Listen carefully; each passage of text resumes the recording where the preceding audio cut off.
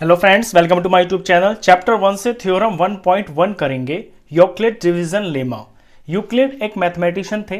Division lemma यानी एक statement है जो डिवीजन से रिलेटेड है। कोई ऐसा ट्रुथ है जो डिवीजन से रिलेटेड है। ये यूक्लिड जो थे मैथमेटिशियन, उन्होंने दिया था।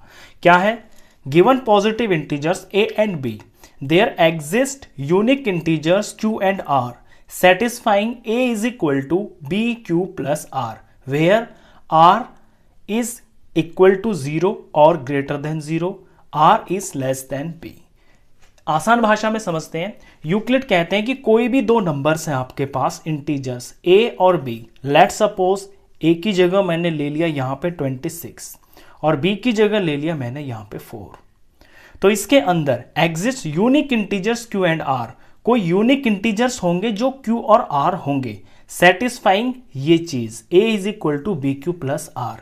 अब ये b q r क्या है? ये है जब हम डिवाइड करेंगे इसको, बड़े वाले नंबर को छोटे नंबर से डिवाइड करेंगे।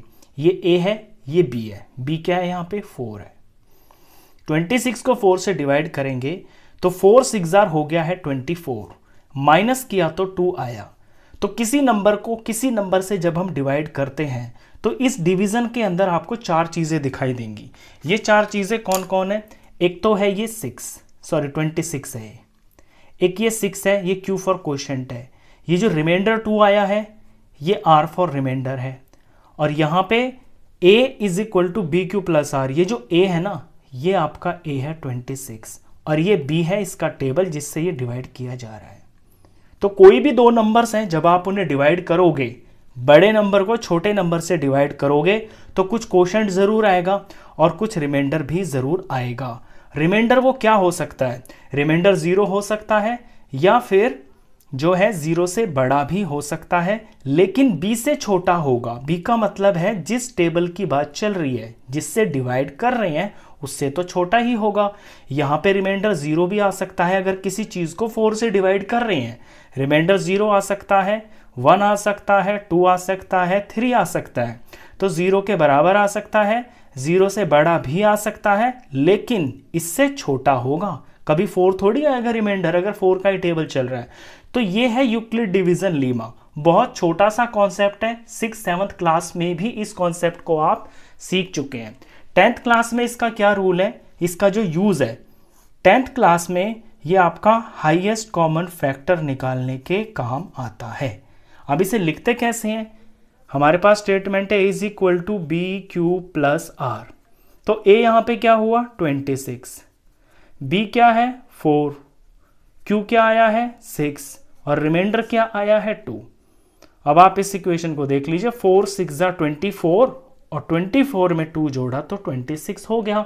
इतना सा सिंपल सा ये यूक्लिड डिवीजन लीमा है।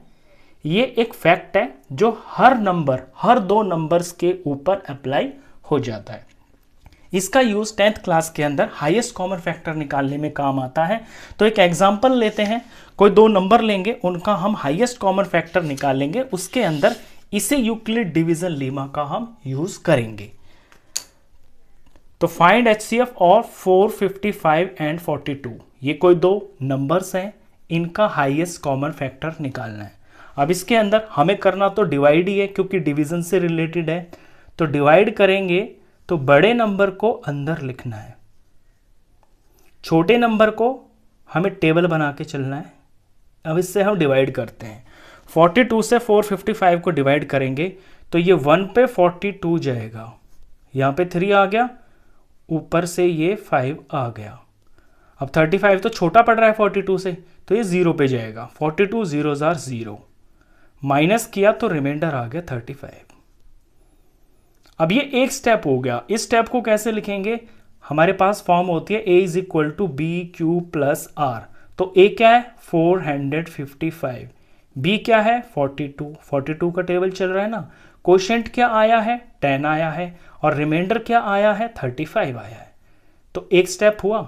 इसके बाद क्या करना होता है, जो ध्यान देने की बात है कि जो रिमाइंडर होता है ना, इस रिमाइंडर को तो बना लेते हैं हम डिवाइजर और पिछले वाले डिवाइजर को बना लेते हैं डिविडेंड। ये प्रोसीजर इस तरह से चलता है। अब 35 से डिवाइड 42 को करना है। 42 35 1 पे जाएगा ये 35, और माइनस करेंगे तो 12 में से 5 गया तो 7 आ गया। तो एक स्टेप पूरा हो गया। एक स्टेप पूरा होने का मतलब है एक डिवाइड पूरी हो गई। ये ए है, ये बी है, ये क्यू है, ये आर है। तो इतने वाले को अब कैसे लिखेंगे? यहां पे ए क्या है 42, और बी और क्यू ये रहे 35 इंटू 1, और रिमाइंडर ये रहा 7। दो स्टेप्स हुए इसके अंदर। अभी क्या करेंगे, इस 7 को बना लेंगे डिवाइजर, और जो पिछला डिवाइजर है 35 इसे बना लेंगे डिविडेंड। अब 7 से डिवाइड करना है 35 को। 7 5 ज़ा 35, माइनस किया तो रिमाइंडर आ गया 0। अब इसको कैसे लिखेंगे? यहाँ पे इस बार ए है 35, बी और क्यू ये रहे 7 और 5, 7 इंटू 5, और प्लस में आ गया है रिमाइंडर 0। तो जब तक करना है ये वाला प्रोसीजर, इसी तरह से डिवाइड करते जाना है जब तक आपका रिमाइंडर 0 ना आ जाए। 0 आते ही ये प्रोसीजर खत्म हो जाता है। और यहाँ पे जो HCF होता है वो होता है ये लास्ट डिवाइजर जो 0 लेके आता है।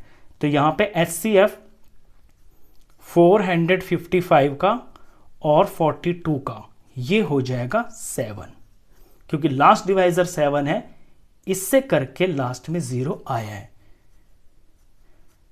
तो इस तरह से यूक्लिड डिवीजन लेमा जो होता है, ये जो एक डिवीजन फैक्ट होता है, इसको यूज करके हम हाईएस्ट कॉमन फैक्टर निकालते हैं। इस तरह से HCF निकलता है दो नंबर्स का। तो ये थ्योरम आपकी 1.1 थी। नेक्स्ट क्वेश्चंस के लिए नेक्स्ट वीडियो में मिलेंगे, तब तक के लिए गुड बाय।